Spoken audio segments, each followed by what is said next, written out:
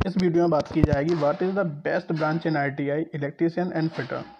और वैसे भी मुझसे सबसे ज़्यादा क्वेश्चन यही पूछा जाता है। जा सबसे पहले अगर आप पहली बार आए हो तो चैनल को सब्सक्राइब कर लो और ऐसी निमंग वीडियो पाते रहो, आगे ले जाके घंटा है दबा लो। और अब आगे बढ़ते हैं। तो मैं इसमें आपको बहुत सारे फैक्ट बताने वाला हूँ जिसमें जानकर आपके माइंड में शायद ही ये दोबारा क्वेश्चन आए। सबसे पहले मैं आपको बता दूं कि दोनों ही ब्रांच टॉप लेवल की ब्रांचेस हैं और सबसे ज़्यादा जॉब अपॉर्चुनिटी इन्हीं से होती है।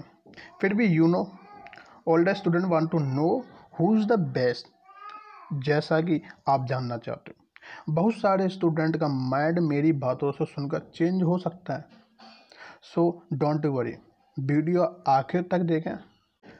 तो अगर आप फिर भी इन दोनों में बेस्ट जानना चाहते हो तो मैं आपको बता दूं fitter is the best, because इसकी वजह इसमें सबसे ज़्यादा वैकेंसी हमेशा रहती है और हमेशा रहेगी, ये मैं कह रहा हूँ।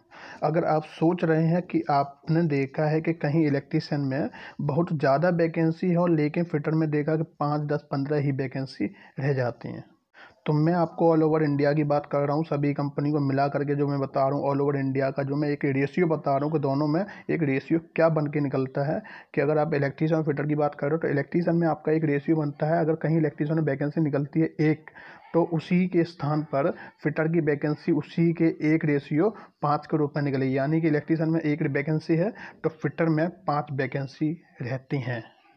अगर ऐसा होने का आप रीज़न जानना चाहते हो तो उसके लिए आपको इलेक्ट्रीशियन एंड फिटर में बहुत ही बड़ा अंतर पता होना चाहिए कि दोनों में क्या अंतर रहता है। So according to work in a line मैं आपको बताता हूँ इन दोनों के बारे में। अगर कहीं इलेक्ट्रॉनिक सिस्टम में किसी तरह की प्रॉब्लम्स हो जाती है तो वह प्रॉब्लम्स इलेक्ट्रीशियन फाइंड आउट करने में बहुत ज़्यादा समय लगाता है। हालांकि लगाता नहीं है, लग जाता है। और उस प्रॉब्लम तक पहुंचने में उसे इतना ज़्यादा समय लग जाता है कि उसे सभी वायर, सभी डायोड, सब कुछ चेक करना होता है। और वह प्रॉब्लम्स मिलने के बाद वह उस प्रॉब्लम्स को ज़्यादा से ज़्यादा 30 सेकंड में सॉर्ट आउट कर देता है। जैसे कि किसी स्थान पर डायोड चेंज करना या वायर शॉर्ट हो गया तो उसे सही करना।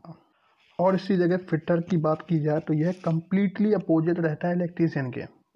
इसमें कहीं प्रॉब्लम हो जाए तो वो प्रॉब्लम्स आपको फेस सामने दिखाई देती है, सामने दिखती है कि हाँ ये प्रॉब्लम्स है, लेकिन उस प्रॉब्लम तक पहुंचकर यानी उसे सॉर्ट आउट करने में इंसान को बहुत ज़्यादा समय लग जाता है। जैसे किसी गाड़ी में गियर ब्रेक हो गया, आपको पता चल जाएगा हाँ इसका ब्रेक गियर टूट गया है, तो आप उस गियर को चेंज करने के लिए न जाने आपको कितने और गियर को बाहर निकालना होगा, चेंज करना होगा, जब जा कर के आप उस गियर को सॉर्ट आउट कर पाओगे।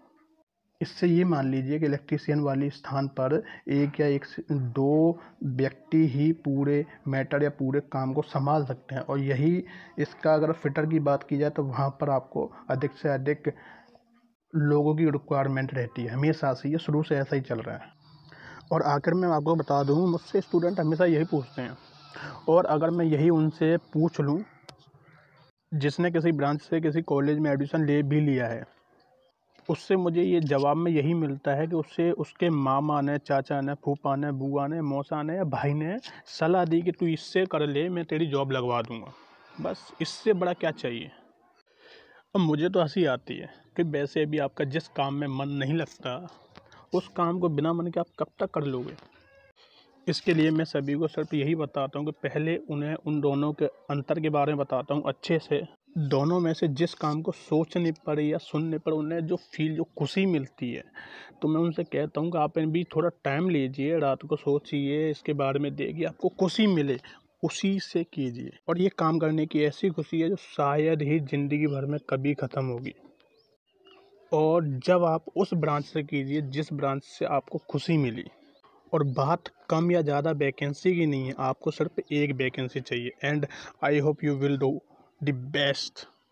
और यही बात आप हमेशा याद रखिए जिससे आप बिल्कुल भी चिंतित ना हो।